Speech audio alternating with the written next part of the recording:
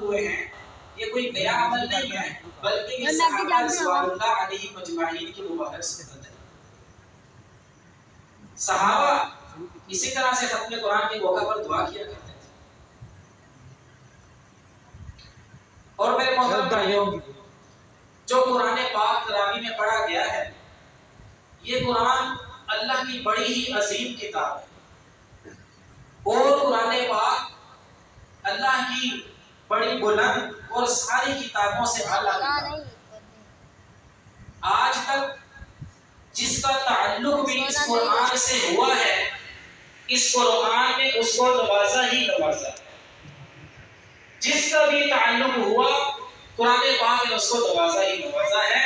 تو یہ قرآن پاک ایک نوازنے والی کتاب ہے، اکرام کرنے والی کتاب ہے۔ اللہ پاک سے انسان کو بہت نوازتی ہے یہ کتاب۔ اب بعض لوگ وہ ہیں آپ میں سے ہم میں سے جنہوں نے یہاں پہ پورا مہینہ تراویح میں قرآن سنا، اور بعض وہ ہیں جنہوں نے پورا مہینہ تراویح میں قرآن نہیں سنا بلکہ ابھی ختم قرآن کے موقع پر حاضر ہوئے، صرف ختم قرآن کے موقع پر آئے ہیں۔ تو جس شخص کا قرآن پاک سے اتنا سا تعلق ہے کہ وہ صرف ختم قرآن کے موقع پر آ گیا، قرآن اس کو بھی محروم نہیں چھوڑتا، قرآن اس کو بھی نوازتا ہے۔ کیسے نوازتا ہے؟ حدیث پاک میں آتا ہے صلی اللہ علیہ وسلم نے ارشاد فرمایا من شہد عند ختم القرآن، جو ختم قرآن کے موقع پر حاضر ہو جائے، ختم قرآن کے وقت حاضر ہو جائے، فَكَأَنَّمَا شَهِدَ الْغَنَائِمَ حِينَ تُقْسَمُ، وہ اس شخص کی طرح ہے جو اس وقت حاضر ہو جب چیز تقسیم ہو رہی ہے۔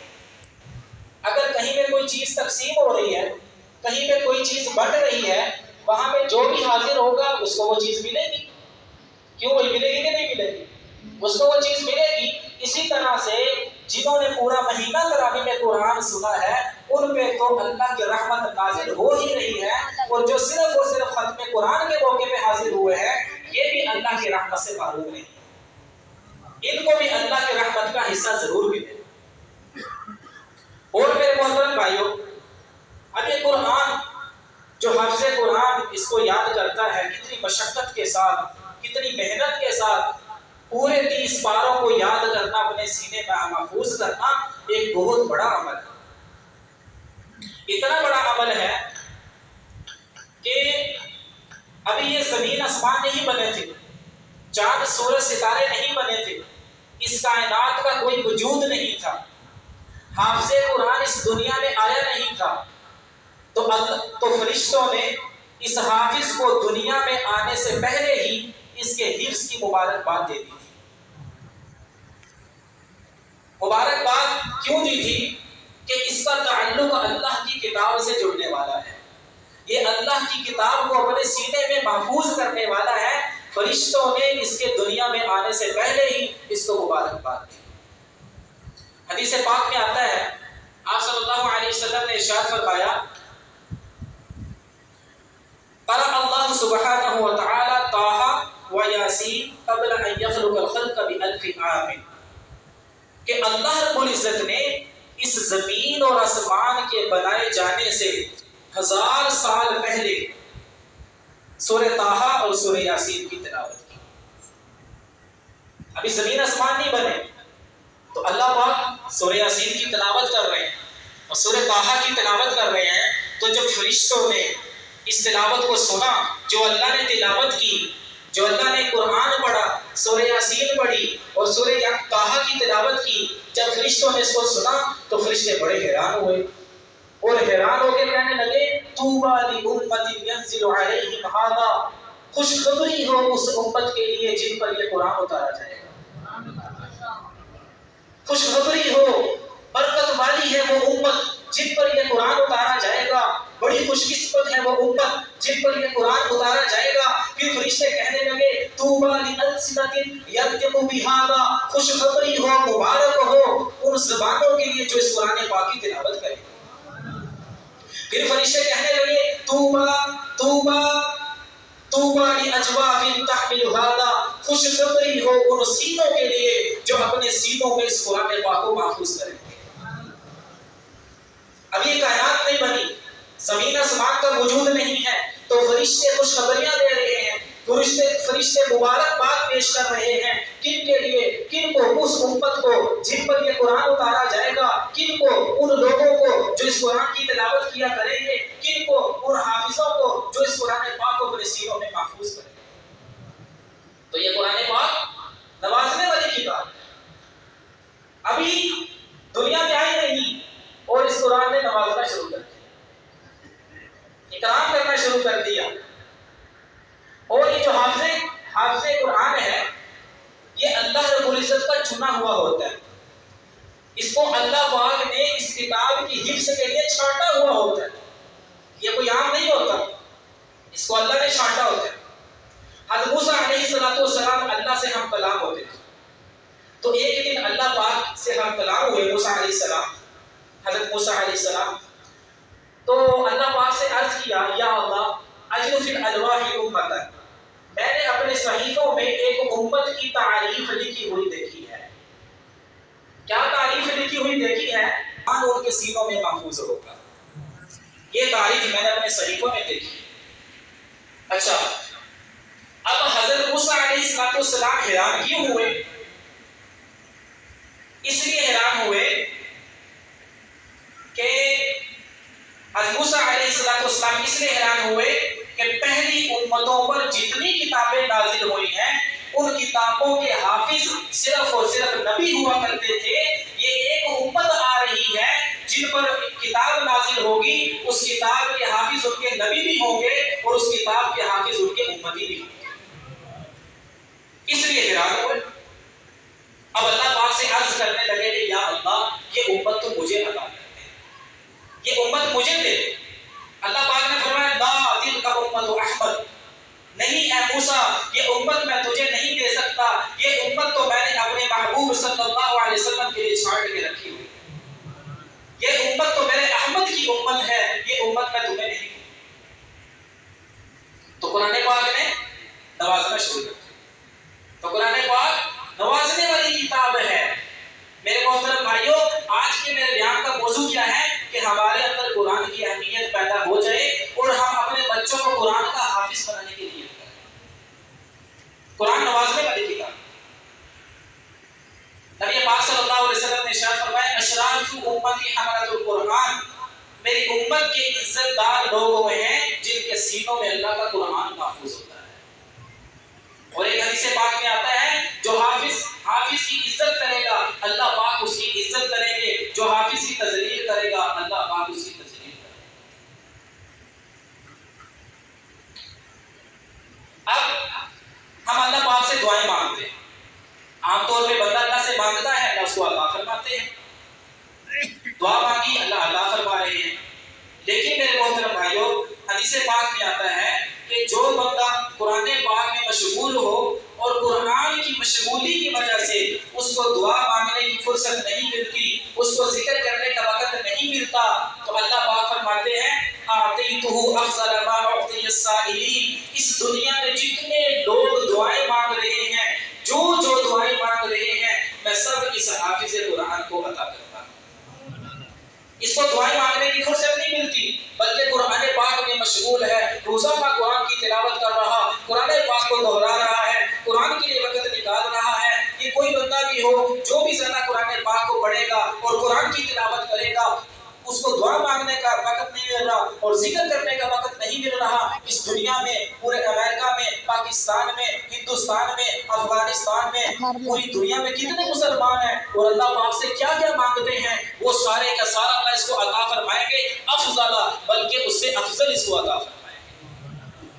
تو قرآن نوازنے والی کتاب ہے، قرآن دینے والی کتاب ہے، ہمارا اکرام کرنے والی کتاب ہے۔ اب یہ دنیا میں حافظ قرآن کا اکرام ہو رہا ہے، جس نے قرآن حفظ کی، تو یہ اکرام صرف دنیا میں نہیں ہے بلکہ آخرت میں بھی حافظ کا اکرام کیا جائے گا۔ کہاں بھائی؟ آخرت میں بھی اس کا اکرام کیا جائے گا، آخرت میں بھی اس کو نوازا جائے گا۔ ایک حدیث پاک میں آتا ہے، آپ صلی اللہ علیہ وسلم نے ارشاد فرمایا اذا مات حامل القرآن، جب حافظ قرآن مر جاتا ہے، اس کی وفات ہو جاتی ہے، تو اللہ رب العزت پہلے ہی اس کی قبر میں ایک فرشتہ بھیجتے ہیں، اور وہ فرشتہ قبر کو جا کے یہ کہتا ہے، قبر کی مٹی کو یہ کہتا ہے، اللہ تأکل لحمہ، خبردار اگر تم نے اس حافظ کے جسم کے گوشت کو کھایا، خبردار اگر تم نے اس کے جسم کو کھایا، تو قبر کہتی ہے کیف آکل لحمہ وکلامک فی جوفہ، کہ میں کیسے اس حافظ کے جسم کو کھاؤں گی جبکہ اللہ کا قرآن اس کے سینے میں ہے، کیسے میں اس کے جسم کو کھا سکتا ہوں؟ تو اب یہ وہاں اقرار ہو رہا کہ حافظ قرآن جب قبر میں رکھا جائے گا تو قبر کی مٹی حافظ کے جسم کو نہیں کھائے گی، اس کے گوشت کو نہیں کھائے گی۔ اب قبر میں اکرام ہوا، اس کے بعد حشر میں بھی اس کے لیے اکرام، حشر۔ اب حشر کا منظر، قیامت کا منظر میرے بھائیوں کتنا ہی سخت ہے، کیسا سخت دن ہوگا، جس کے بارے میں اللہ قرآن میں فرماتے ہیں القارعہ، کھڑکھڑانے والی، ملقارعہ، کیا ہے کھڑکھڑانے والی، وما ادراک ملقارعہ، تمہیں کیا پتا کھڑکھڑانے والی کیا ہے، یوم یکون الناس کالفراش المبثوث، جس دن میں لوگ بکھرے ہوئے پروانوں کی طرح ہوں گے، وتکون الجبال کالعہن المنفوش، اور پہاڑ دھمکی ہوئی رنگین اون کی طرح سے اڑ رہے ہوں گے، اذا زلزلت الارض زلزالها، جب زمین ایسے ہلا دی جائے گی، زمین پہ زلزلہ ہوگا، واخرجت الارض اثقالها، اور زمین اپنے بوجھ اپنے اندر سے باہر نکال دے گی، واخرجت الارض اثقالها وقال الانسان ما لها، اور انسان کہے گا جس کو کیا ہو گیا ہے، اس زمین کو کیا ہو گیا ہے، یہ کیسے ہل رہی ہے، یومئذ تحدث اخبارها، اور وہ ساری خبریں بیان کرنا شروع کر دے گی،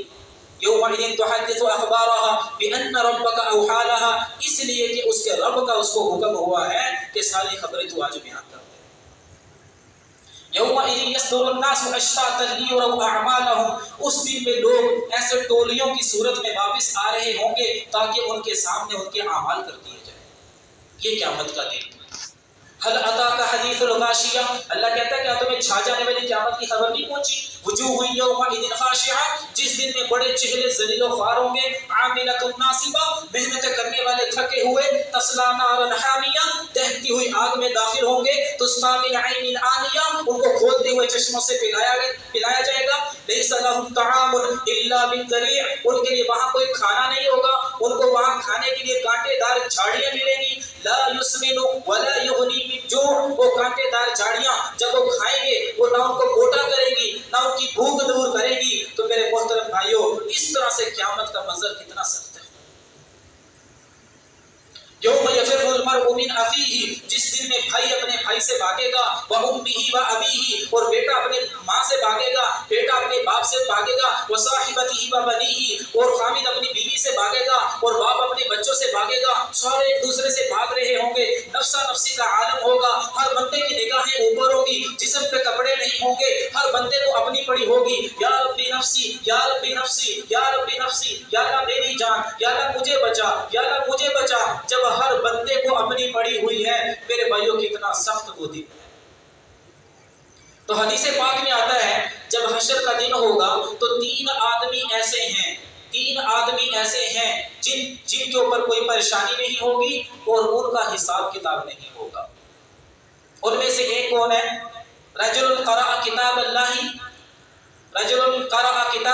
ابتغاء وجہ اللہ، ایک آدمی ان میں سے وہ ہوگا جو اللہ کے قرآن کو اللہ کی رضا کے لیے پڑھتا ہوا ہوگا، اس کا حساب نہیں ہوگا۔ اور ایک حدیث پاک میں آتا ہے کہ حافظ قرآن کے لیے کہ اس کو اللہ کا حکم ہوگا کہ اس کو میرے عرش کے سائے کے نیچے جگہ دو، تو فرشتے حافظ قرآن کو پکڑیں گے اور اللہ کے عرش کے سائے میں لے جائیں گے، وہاں پہ اس کو کھڑا کر دیں گے۔ اچھا کہاں کھڑا کریں گے؟ اکیلے کو کھڑا کر دیں گے؟ نہیں، اکیلا نہیں کھڑا کریں گے۔ روایت میں آتا ہے مع انبیائہ و اصفیائہ، جہاں پہ انبیاء کھڑے ہوں گے، صحابہ کھڑے ہوں گے، تابعین کھڑے ہوں گے، تبع تابعین کھڑے ہوں گے، اولیاء اللہ کھڑے ہوں گے، وہاں پہ فرشتے حافظ قرآن کو لے کر جا کے کھڑا کر دیں گے۔ یہ نوازنے والی کتاب، اکرام ہو رہا ہے۔ اب میرے بھائیو، حشر کے بعد انسان اللہ کے سامنے جائے، جب اللہ کے سامنے حافظ قرآن جب اللہ کے سامنے جا رہا ہوگا تو قرآن ایک بوڑھے شخص کی شکل میں اس کے سامنے حاضر ہوگا، اور اس کے سامنے آ کے اس سے کہے گا حل تعریفنی۔ حافظ قرآن کو وہ بوڑھا شخص، یعنی ہے تو قرآن، بوڑھے شخص کی شکل میں آیا اور اس کے سامنے آ کے کہے گا حل تعریفنی، کیا تم مجھے پہچانتے ہو؟ وہ کہے گا میں تو نہیں پہچانتا۔ تو قرآن کہے گا، وہ شخص کہے گا کہ میں وہ قرآن ہوں جس کو تو دنیا میں پڑھا کرتا تھا، جس کو تو دنیا میں پڑھتا تھا۔ اب قرآن پاک اس کو اللہ کے دربار میں لے جائے گا، اللہ کے سامنے لے جائے گا، اور اللہ سے جا کے عرض کرے گا کہ یا اللہ اس کو کچھ پہنائیں، یہ وہ بندہ ہے جو دنیا میں میری تلاوت کیا کرتا تھا، یہ وہ بندہ ہے جو دنیا میں مجھے پڑھا کرتا تھا، یہ وہ بندہ ہے جو مجھ سے محبت کیا کرتا تھا، یہ وہ ہے جس نے اپنے سینے میں مجھے محفوظ کیا، یہ وہ ہے جس نے دن بھی مجھے پڑھا، رات بھی مجھے پڑھا، اور رمضان میں پوری تراویح میں مجھے سنایا کرتا تھا، یا اللہ آج اس کو کچھ پہنا۔ تو حدیث پاک میں کہا فَيُلْبَسُ تَاجُ الْكَرَامَةِ، اللہ پاک اس حافظ کو کرامت کا تاج پہنائے۔ اب یہ قرآن پاک اللہ سے کہے گا کہ اللہ کہ تھوڑا اور چکا ہے، یہ تو تھوڑا ہے، تھوڑا اور عطا فرما دے۔ پھر اللہ ہے فَيُلْبَسُ حُلَّةُ الْكَرَامَةِ، پھر اس کو کرامت کا جوڑا پہنانا چاہیے، کرامت کا جوڑا۔ اب پھر قرآن پاک کہے گا، کیا کہے گا؟ اب قرآن پاک اللہ سے کہے گا ارض عنہ، یا اللہ اب تو اس بندے سے راضی ہو جائے۔ میرے محترم بھائیو، دیکھیں کیسے کیسے فضائل ہیں، ہم نے کس طرح قرآن پاک کو پس پوش ڈالا، ہم کتنے قرآن کی تلاوت کرتے ہیں، کتنا قرآن کو پڑھتے ہیں۔ اب قرآن اللہ سے کیا کہے گا ارض عنہ، یا اللہ اس سے راضی ہو جا، تو اللہ رب العزت کیا کریں گے؟ اس کے ایک ہاتھ میں اپنی رضا کا سرٹیفکیٹ دے دیں گے، اور دوسرے ہاتھ میں ہمیشہ کے لیے جنت میں رہنے کا سرٹیفکیٹ عطا کر دیں گے۔ تو یہ نوازنے والی کتاب ہے کہ قرآن پاک انسان کو نواز رہا ہے۔ اس قرآن کے ذریعے سے اللہ پاک انسان کو کیا کیا عطا فرما رہے ہیں۔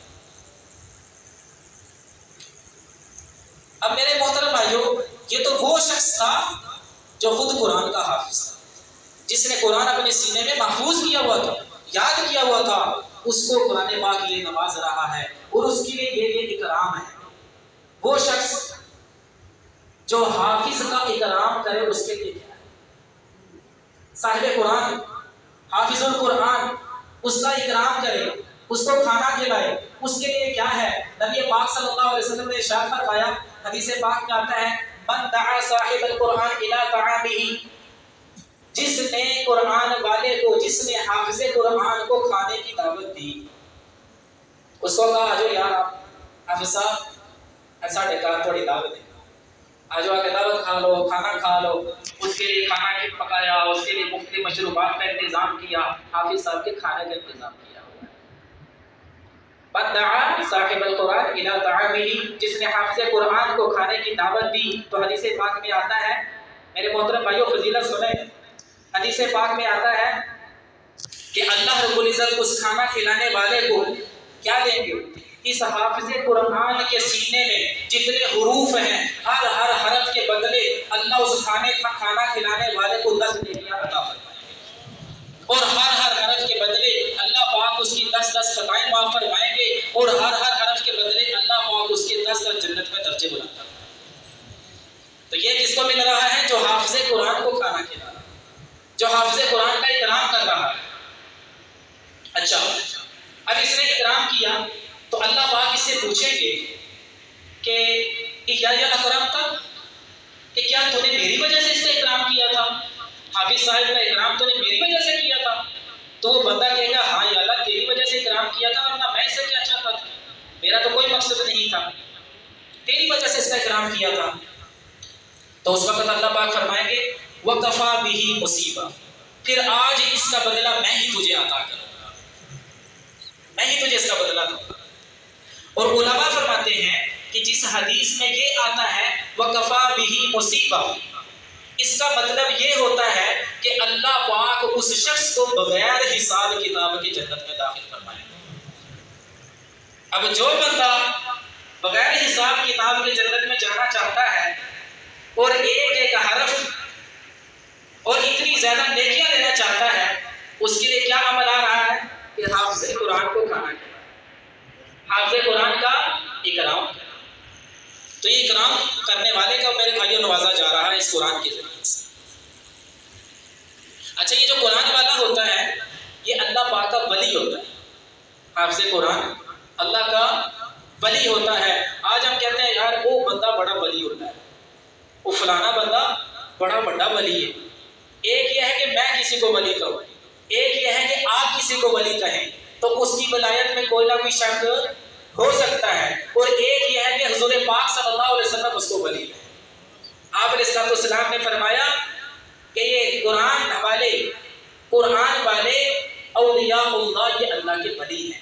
من عاداہ عاداہ اللہ، من عاداہ عاداہ اللہ، ومن والاہ والاہ اللہ، کہ جس نے قرآن والے سے بغض کیا، جس نے قرآن والے سے بغض رکھا، اس نے اللہ سے بغض رکھا۔